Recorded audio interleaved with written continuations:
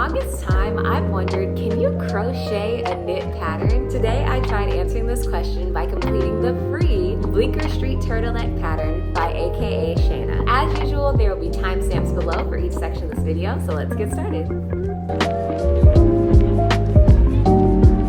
Today's designer isn't new to this channel at all. It's none other than Shayna of AKASHAYNA. I recently did a video about one of her patterns when I completed the knit pattern test for the Heartbreaker set. As y'all might imagine, I was and still am completely in love with that make. If you'd like more information on Shayna, be sure to check out that Heartbreaker set video, which I'll be sure to link in the description box below. I'll also link her Instagram and the places where you can purchase her patterns. Shayna is legit. My logic with completing this experiment on one of her patterns was that maybe since her knit patterns are so gorgeous, I wouldn't screw it up too bad by completely switching it into crochet.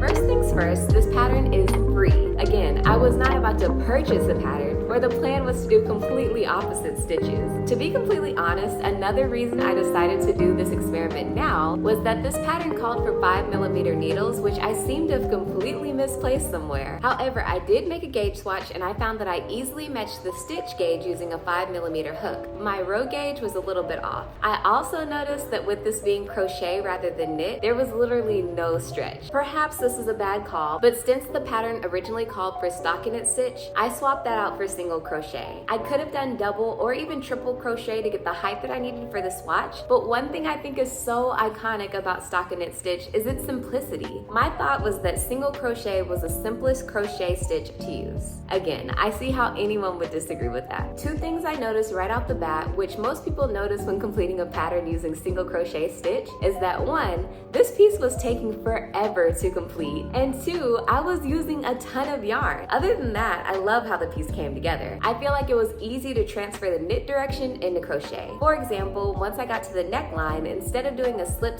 knit for my decrease, I just did a single crochet decrease. If you're new to this channel, there are a few modifications that aren't a shock to anyone. One, I crop everything. That wasn't really needed for this pattern because I think Shayna already shares my love of crop pieces. And two, if a crochet pattern has ribbing, I'm going to knit it, not crochet it. This is purely personal preference. There's only a handful of crochet ribbing that I've actually seen and like the look of, but for the most part, I love the simplicity of a 1x1 knit rib. Because of that preference, I did make the turtleneck part of this pattern following the pattern exactly. As you might notice, the obvious modification is that I don't have sleeves. That goes back to what I mentioned before. Completing this pattern using single crochet used so much yarn. I knew that I didn't have enough to add sleeves, and I just opted for the sleeveless look, and honestly, I'm not hating it. And another thing to consider is I live in Houston, Texas. It's gonna be hot here 99% of the time, so I might be able to get away with a turtleneck and sleeveless rather than long sleeves and the turtleneck. There are very few days where I need to wear that.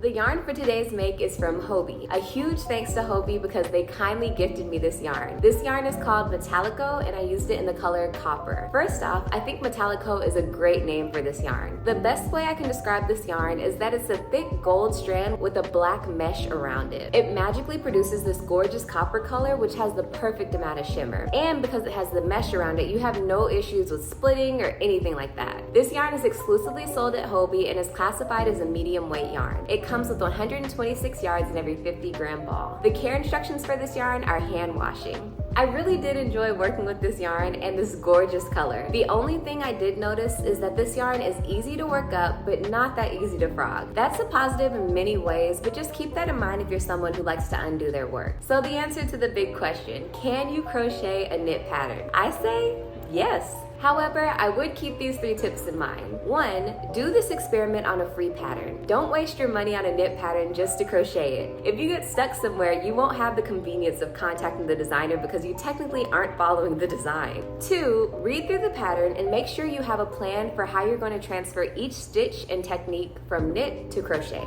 For example, if you wanted to complete this pattern with a crochet rib turtleneck rather than a knit one, that's totally possible. Maybe you could complete the turtleneck separately and then seam it onto the sweater. Still totally doable, but you may need to adjust the construction a little bit. And 3, have fun. This was such a fun experiment, and it was so fun making it in a different way. It may not go great on your first try, but if you used a free pattern, no harm done. Just try again with something else. That's all I have for today. Don't forget to check the description box for all the things I mentioned in this video. Thank you to Shayna for releasing an awesome free pattern. And if you care nothing about this little experiment, I highly suggest completing this pattern exactly as is. She has amazing patterns, she's an amazing designer, and I really enjoy making anything she designs. Also, thank you to Hobbii for gifting me this lovely yarn. I do have a bit of bad news though. This is my last make for 2022. This year had it all. I completed 18 different makes, I got gifted some gorgeous yarn this year, and I got sponsored by some amazing companies. I couldn't feel more blessed. But since this is my last make of the year, it's time for my fiber high to be brought down a few notches and let the lovely members of my family rate my makes of 2022. That'll be my next video, and I can't wait to share their thoughts, so I will see you in my next video. Bye!